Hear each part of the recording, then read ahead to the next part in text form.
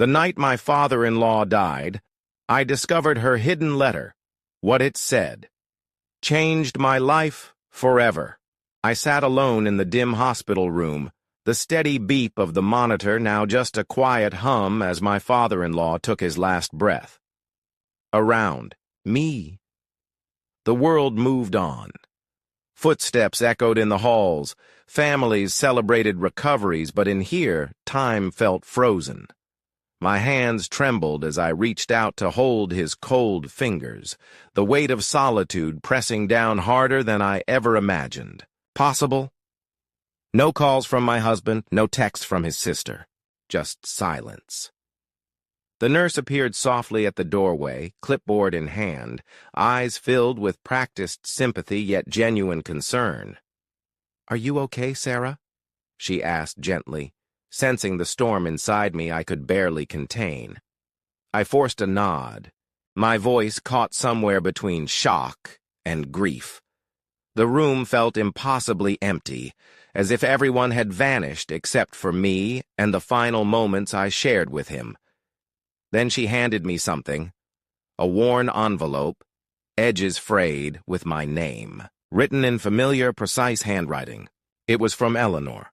She had insisted it be given to me only after he was gone. My heart pounded as I broke the seal, pulling out the fragile letter inside. Taped to the page was a small, rusty key, and beneath it, an address I'd never seen before. But it was the chilling sentence written in Eleanor's own hand that made my breath catch and my world tilt.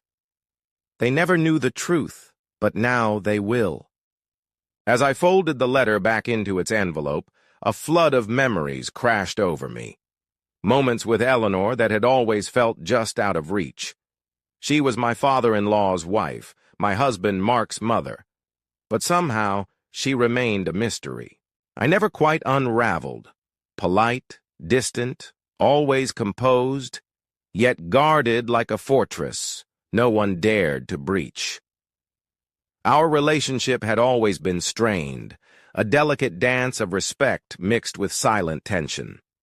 I'd tried to connect, to bridge the gap, but her walls were unyielding, her presence more cold formality than warmth. I never understood why. What secrets had she kept locked away? And why had she chosen me, her daughter-in-law, to carry the weight of this hidden truth? Mark had been absent throughout these final days. He was caught up in work, or maybe the distance between him and his mother was deeper than I realized. His silence stung, but I couldn't focus on that now. I had Eleanor's letter, a key, and a promise that something long buried was about to come to light. Sitting there, I felt both the crushing loneliness of loss and a strange, unexpected connection, a responsibility to uncover what Eleanor had left behind. This wasn't just about grief anymore. It was about truth, justice, and finally understanding the woman who had shaped so much of Mark's life from the shadows. The hospital room, once silent and still, suddenly felt charged with something more. An urgent call to unravel a story that wasn't hers alone, but mine to finish. The next morning, I sat at the kitchen table, the letter and rusty key laid out before me like relics from another life. The paper felt fragile between my fingers, its edges yellowed as if it had been hidden away for decades. I read the single chilling line again. They never loved me. Now they will learn what it means to be forgotten. The words echoed in my mind, heavy with bitterness and unresolved pain. My eyes shifted to the key. It was small, old-fashioned, its metal worn smooth by time, clearly meant for something important, something locked away. But what? The letter gave an address, one I didn't recognize, scribbled below the ominous message. I showed the letter to Mark when he finally came home that evening, his face tight with exhaustion but curious. "Have you seen this before?" I asked, voice barely above a whisper. He shook his head slowly, brows furrowed. "No, Eleanor never mentioned anything like this. That night, sleep eluded me. Questions swirled relentlessly. Why had Eleanor entrusted me with this secret? What was hidden behind that key? And who were the they she wrote about? The ones who never loved her. Driven by a mix of fear and determination, I decided I had to find the place the letter pointed to. It was the only way to understand the truth, to unravel the tangled web Eleanor left behind. Little did I know that stepping into that unknown would change everything. Shattering old lies, revealing painful betrayals, and forcing us all to face the ghosts of the past.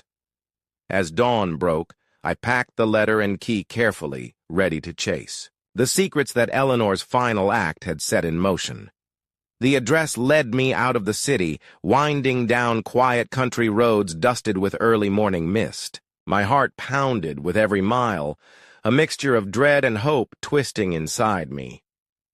The sun was just starting to peek over the horizon when I finally pulled up to an old, weathered house, its paint peeling and windows clouded with dust. The kind of place that held stories whispered behind closed doors. I fumbled with the rusty key, its metal cold in my hand. The lock creaked loudly as I turned it, the sound echoing through the silent house like a warning. The door swung open to reveal a dimly lit room filled with remnants of a life long past, faded photographs, worn furniture, and stacks of yellowed letters tied with fraying ribbons. Each piece spoke of Eleanor's hidden world, a life she never shared. I sifted through the letters, the words revealing secrets of love, betrayal, and pain I never imagined. A box tucked beneath the floorboards caught my eye. Kneeling, I pried it open, and inside lay a bundle of diaries, carefully preserved. The pages were thick with Eleanor's handwriting, raw and unfiltered. As I read, her voice came alive in my mind, her struggles, regrets, and the loneliness that shadowed her final years. The realization hit me like a wave. This wasn't just a secret space. It was a sanctuary, a final testament to a woman who felt invisible and forgotten. Tears blurred my vision as I uncovered more. Evidence of betrayals by those closest to her, the family fractures hidden beneath polite smiles. The revelation was overwhelming, but it was also the key to understanding Eleanor's final message. She wanted her story told, her pain acknowledged. I knew then that this discovery wasn't just about unlocking a door. It was about unlocking the truth buried deep within our family's past. The moment I stepped back into the sunlight, clutching Eleanor's diaries and the faded letters, I knew the battle had only just begun. The secrets buried in that hidden room were explosive, powerful enough to shake the very foundation of our family. What started as a quiet grief was about to explode into a storm of accusations and bitter truths. Days later, as I sat in my lawyer's office, the air thick with tension, the unexpected arrived: Eleanor's will. It wasn't just a piece of paper. It was a bombshell, revealing how she had chosen to divide her estate and who she truly trusted. To say the will caused shockwaves was an understatement. It named unexpected beneficiaries, cut out key family members, and included strict conditions. No one saw coming. When the will became public, family gatherings turned into battlegrounds. Conversations were laced with thinly veiled threats, old grudges reignited, and alliances fractured like glass. Travis, my husband, was torn, loyal to his family but shocked by what Eleanor had left behind. His sister Stella's cold silence spoke volumes, her eyes flashing with resentment whenever the topic arose. The truth Eleanor revealed wasn't just about money. It was about years of betrayal, neglect, and hidden pain. Each page of the diaries was used as evidence, each letter a dagger pointed at those who had wronged her. The courtroom became the arena where private wounds were dragged into the harsh light. I remember the day the trial began, my hands shaking as I held Eleanor's letter, the room packed with reporters and family alike. The judge's gavel echoed, like a heartbeat, steady and relentless. Witnesses took the stand, some breaking down, others stone-faced. The tension was suffocating. Every word spoken felt like a verdict on more than just the estate. Amid the legal battles, I found myself questioning everything. Was justice really possible? Could the truth heal these deep scars? Or would it only deepen the divide? The courtroom was more than a place for laws. It was a crucible where the family's soul was tested. In those moments, I realized Eleanor's final letter wasn't just a message. It was a call for reckoning. And I had to decide whether to fight for the truth, no matter the cost, or bury it forever to keep the fragile peace. As the courtroom battles raged on, I began to realize that this fight was about far more than just inheritance or family drama. It was about reclaiming my own voice, the one I had silenced for years beneath layers of obligation and quiet suffering. Eleanor's letter had stirred something inside me, a fierce determination not to be a passive bystander in my own life anymore. At first, it was terrifying. Facing my in-laws, their accusations, and the raw pain of old wounds reopened, I felt exposed and vulnerable. But slowly, I started drawing lines around my heart, boundaries that no one could cross without my consent. I stopped answering calls that only dragged me into pointless arguments. I refused to engage in every petty attack, learning to conserve my energy for what truly mattered. There was a powerful moment during a family gathering when Stella tried to corner me, her voice sharp and biting. Instead of shrinking away, I stood my ground. Calmly, I told her, "I'm here to honor Eleanor's truth, not to fight old battles that only hurt us more." Her surprise was palpable. Maybe even respect flickered behind her eyes. Empowerment came not from winning the legal fight alone, but from owning my emotions, my pain, and my strength. I learned to say no to toxicity, to manipulation, to being the family's emotional punching bag. For the first time, I saw that setting boundaries wasn't selfish. It was necessary for survival. Therapy became my refuge, a space where I could unpack years of buried feelings without judgment. Every session peeled back layers of doubt and guilt, replacing them with clarity and self-respect. I wasn't just fighting for Eleanor's legacy.